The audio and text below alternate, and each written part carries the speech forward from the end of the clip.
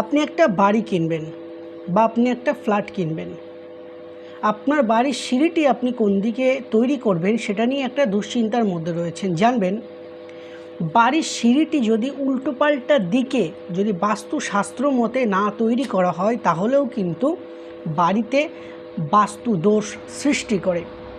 যখন আপনারা কোনো ফ্ল্যাটে থাকবেন বা ফ্ল্যাট কিনতে যাবেন বা যখন বাড়ি তৈরি করবেন, চেষ্টা করবেন উত্তর অথবা পশ্চিম দিকে যেন সিঁড়িটি থাকে।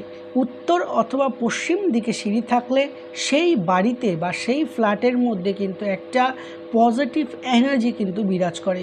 সেই বাড়িতে সুখ, সমৃদ্ধি এবং শান্তি বিরাজ করে। আর আমাদের মনের আসল হচ্ছে শান্তি।